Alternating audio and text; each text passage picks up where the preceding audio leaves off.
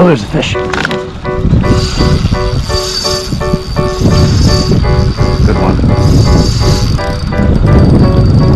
What's up, everybody? This is Todd. So we are at Mosquito Lake, Ohio, just targeting walleye. Not largemouth like the recent video, not crappie, just walleye. Just finished up a trip at Pima Tuning, focused only on walleye there. A few different people have told me they struggle to catch walleye in Pima and here at Mosquito. So it's gonna be kind of a how-to. Only have a couple hours to fish because it's gonna thunderstorm here in about 2 hours, so let's get out there. Okay, we don't have much time here. We're going right to the worm harnesses. Usually I fish the drop-offs a little bit first to see what's there, but we're gonna go right into the weeds right to start. I usually run an 1/8 ounce split shot about 3.5 feet ahead of the worm harness. And what that does is it runs interference. It sort of it collects the weeds and pushes them aside and clears a way for these non-weedless things to come through. This is the Icon Walleye series from St. Croix. You do not need a walleye fishing pole to do this. It just has the nice clip right here at the base where you can clip up a long rig that you use when you're not using it. You just hook the top worm through the head, and then the one that's dangling down, you kind of stretch the worm out a little bit to see approximately where it would be on that hook. And then you put the hook in going towards the tail. It's up nice like that.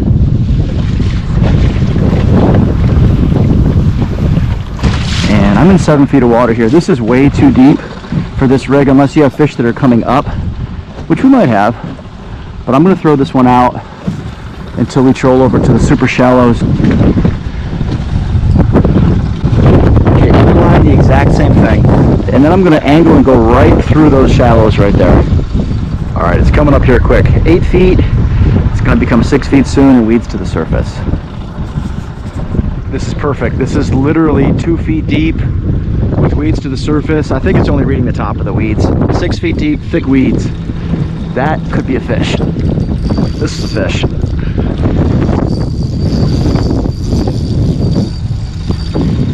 Yeah, right in the weeds. There he is.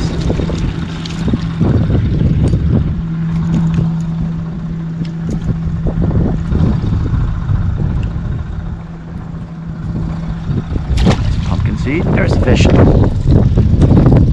Another little one. I can feel the head shakes. Yeah, this is the drawback to this approach for sure. Constantly putting on new night crawlers on 2 rigs, which is a bit labor intensive, but it works. Oh, there's a fish. Better fish. There you go. It's a big crappie. It is a chunker of crappie. Jeez.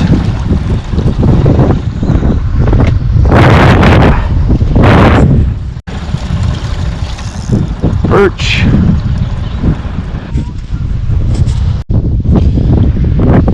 Bad start.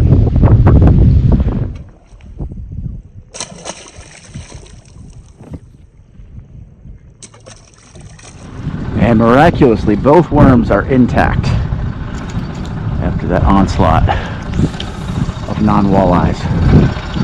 We are literally just going to fish here long enough to catch one walleye because storms are coming. Split shot's doing its job, running interference, getting weeds on it. Oh, there's a fish. This is more solid for sure.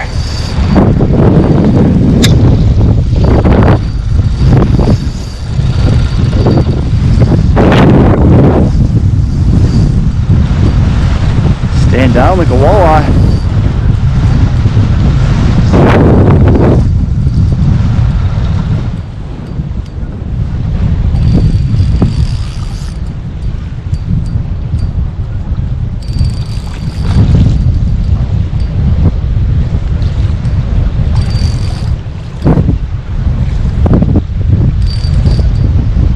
Go. That is catching walleye in bright sun, thick weeds. Not a huge eye. We only came here for only had about an hour and a half to fish. We have it, how to catch walleye in bright sun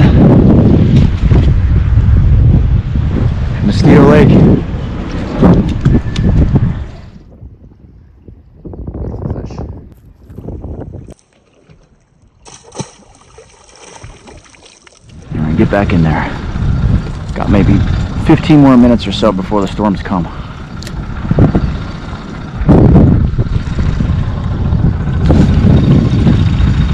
It doesn't cast far that far back, but that's okay. And you don't want to let out drag to let some distance to go back, because it'll drop too far into the weeds. And that's something you don't want, because then your split shot can't run interference. You'll just be hooked up on the deep weeds.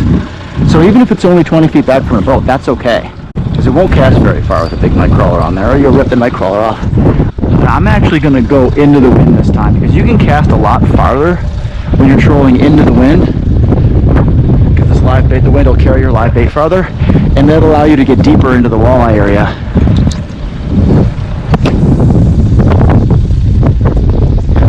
That's a far cast from what we're doing. Oh, there's a fish. This one feels a little more substantial.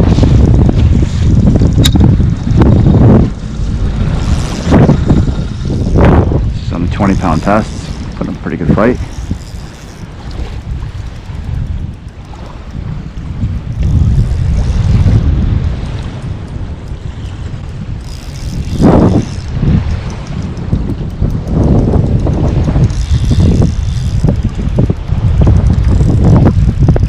I feel the spin. I bet it's a cat.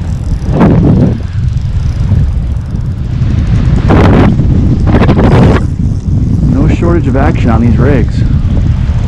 What are you? It is spinning like a catfish. This could be an eye.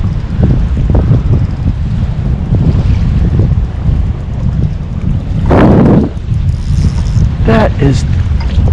I can't believe it. That is a nice eye spinning like a catfish.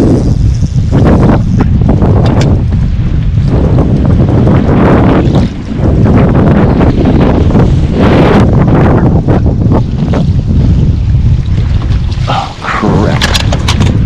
Not what you want.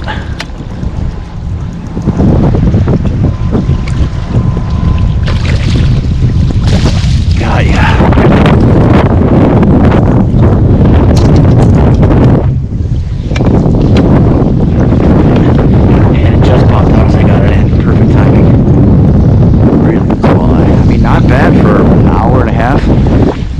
Under 2 hours of fishing, and it's a nice chunker.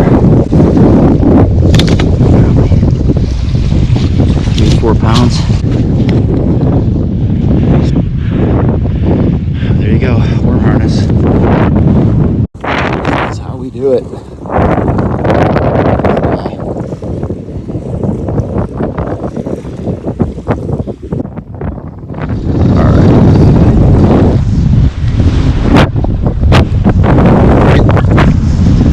We're just going to troll right around, right over these shallows. Super shallow. The shallower, the better. I would like even 2 or 3 feet deep, honestly, for this walleye. They go so shallow in the sun. The key, too, is when you feel that first bump from a weed on the split shot, you just let it sit. The only time you reel it up is when it has so many weeds that it comes to the surface. But short of that, most of the weeds, 90% are going to be on that split shot. And the fish will still hit it if you have a couple weeds, even on your rig.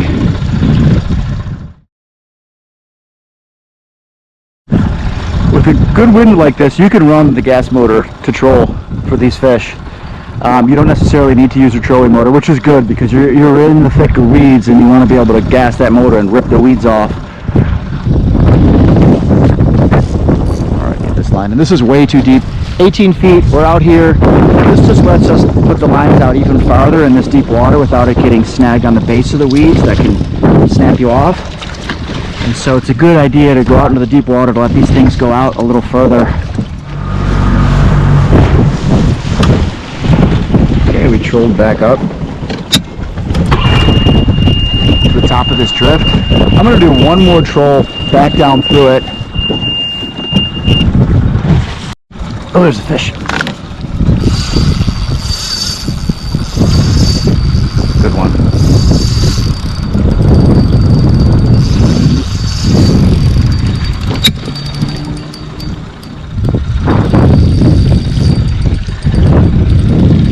Oh, good head shake. Not a catfish head. head shake.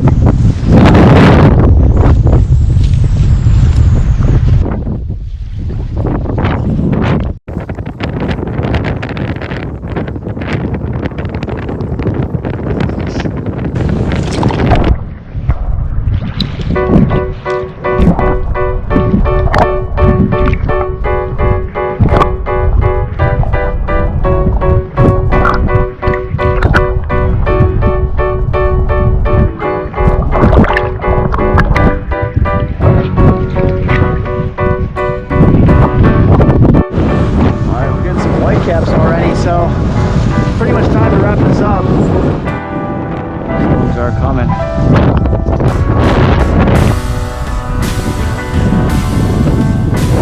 It's a heck of a 2 hours though. It was super fun. Hope you guys enjoyed. That was a blast. I'm gonna get off this water before this stormy weather comes. Thanks for watching.